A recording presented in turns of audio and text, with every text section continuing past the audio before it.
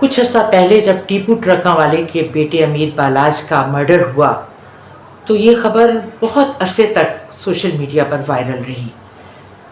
یہ بات تو روز روشن کی طرح عیاں ہے کہ وہ ایک خاندانی دشمنی کی بھینٹ چڑھا اور اس کے قاتل تیفی بٹ اور گوگی بٹ تھے، جنہوں نے اجرتی قاتل سے انہیں قتل کروایا۔ لیکن وہ خود تو ملک سے فرار ہو گئے، لیکن جو انویسٹیگیشن ہوئی اس کے بعد پتہ چلا کہ اس کے قتل کی مخبری جو ہے وہ اس کے گہرے دوست آسن شاہ نے کی تھی، جو قتل کے وقت عمرے کے سلسلے میں ملک سے باہر تھا۔ بعد کی تفتیش میں یہ ایک ہی ثبوت ملا کہ اس کے گھر سے وہ 50 لاکھ روپے برآمد ہوئے، جو کہ اس نے قاتلوں سے پہلی قسط وصول کی تھی، اور اسے قتل کرنے کا جو پورا معاہدہ تھا وہ 5 کروڑ روپے میں طے پایا تھا۔ اب صرف انہی شواہد کی بنیاد پر آسن شاہ کو حراست میں لے لیا گیا، وہ پچھلے 6 ماہ سے جیل میں تھا۔ اب چند روز پہلے اچانک اس کا بھی مرڈر ہو گیا، اور ابتدائی طور پر یہ بات سامنے آئی کہ پولیس کسی انویسٹیگیشن کے لیے اسے لے کر جا رہی تھی کہ راستے میں اس کے بھائی نے کچھ لوگوں کے ساتھ مل کر اسے چھڑانے کے لیے حملہ کیا، اور جس میں اسے گولیاں لگی اور وہ مر گیا۔ لیکن حقیقت یہ نہیں ہے، سب لوگ اچھی طرح سے جانتے ہیں کہ اسے پولیس مقابلے میں مارا گیا، اسے ماورائے عدالت قتل کیا گیا، اور گولیاں صرف اس کو بہت کم فاصلے سے اس کے سینے میں لگیں اور وہ موقع پر ہی ہلاک ہو گیا۔ اور اس کے بعد اچانک یہ خبر، ظاہر ہے اس کی ایک جوان بیٹے کی جو موت ہے وہ اس کی ماں کے لیے، اس کی بہن بھائیوں کے لیے اور اس کی بیوی کے لیے کسی بہت بڑے صدمے سے کم نہیں تھی۔ تو اب لوگوں کی مختلف رائے آنی شروع ہوگی۔ کچھ لوگوں نے کہا کہ یہ تو بہت برا انسان تھا، اس کا اچھا ہوا یہی انجام ہوا ہے۔ کچھ نے کہا کہ نہیں، اس کی تو ضمانت ہونے والی تھی اور اس کو اس طرح سے قتل نہیں کرنا چاہیے تھا۔ اچھا، سب سے پہلے تو میں آپ سے یہ کہنا چاہوں گی کہ کوئی انسان کتنا ہی برا کیوں نہ ہو، چلیں میں مانتی ہوں کہ آسن شاہ ایک بہت برا انسان تھا، اس کا کردار ٹھیک نہیں تھا، وہ خواتین کے حوالے سے بہت بدنام تھا، اس کے فون سے خواتین کی نازیبا ویڈیوز برآمد ہوئیں، اور اس کے علاوہ اس نے پیسے کے لیے دوستی کی تھی امیر بالاج سے، اور وہ بڑا خود غرض انسان تھا۔ تو کیا اگر کوئی انسان برا ہو تو کیا ہمیں یہ حق حاصل ہے کہ ہم اسے قتل کر دیں اور اسے جسٹیفائی بھی کریں؟ نہیں، ایسا بالکل نہیں ہونا چاہیے۔ اگر ایسا ہونے لگے تو پھر یہ قانون کے انصاف کے ادارے ان کو تو ختم ہو جانا چاہیے، جو بھی برا آدمی ہو اس کو ہمیں قتل کروا دینا چاہیے یا قتل کر دینا چاہیے۔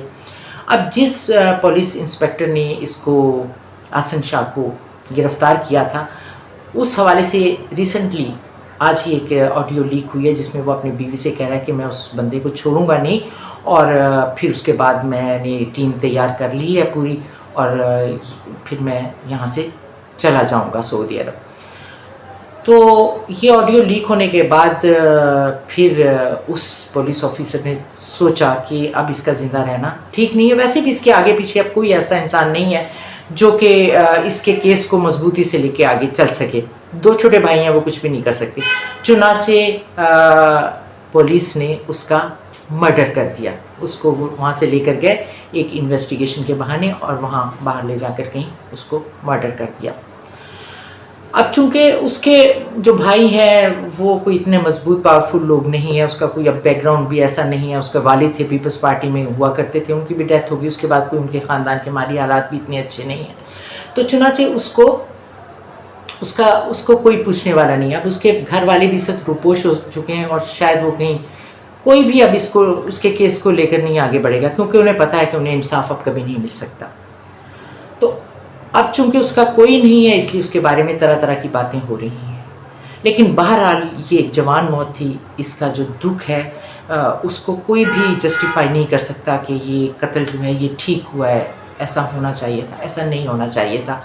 بلکہ اصل جو قاتل ہیں تیفی بٹ اور گوگی بٹ، اس کے بارے میں تو کوئی بھی بات نہیں کر رہا کہ ان کو لے کر آؤ، ان کو لے کر آئیں جنہوں نے نہ جانے کتنے بے شمار قتل کیے، اس کے والد کا کیا، امیر بالاج کے، اور پھر اس سے بھی پہلے کی ان کی پرانی دشمنی تھی، ان کو سزا دیں۔ جو اصل قاتل ہیں ان کو سزا دینے کی بات کوئی نہیں کر رہا، چونکہ وہ مضبوط ہیں۔ ہمارے ملک میں جو دولت مند اور مضبوط آدمی ہوتا ہے اس کے لیے انصاف اور ہوتا ہے، غریب آدمی کے لیے اور ہوتا ہے. اگر ایسا نہ ہوتا تو نور مقدم کا قاتل جو کہ ظاہر جعفر، جس نے اس کا سر اس لڑکی کا تن سے جدا کر دیا تھا، اسے سزائے موت ہوئی تھی لیکن اسے آج تک پھانسی نہیں مل سکی. اتنے سال گزر گئے ہیں کیونکہ وہ ایک انتہائی دولت مند باپ کا بیٹا تھا. تو اس لیے ہمارے ملک میں دولت مندوں کے لیے قانون کچھ اور ہے اور جو دولت مند نہیں ہے ان کے لیے کچھ اور ہے. تو حسن شاہ تو بس ویسے ہی اس نے اپنی جان اپنی غلطیوں کی وجہ سے کھوئی ہے. اسے دولت مند سوسائٹی میں بیٹھنے کا شوق تھا اور کچھ بری عادات بھی اس میں پیدا ہو چکی تھیں.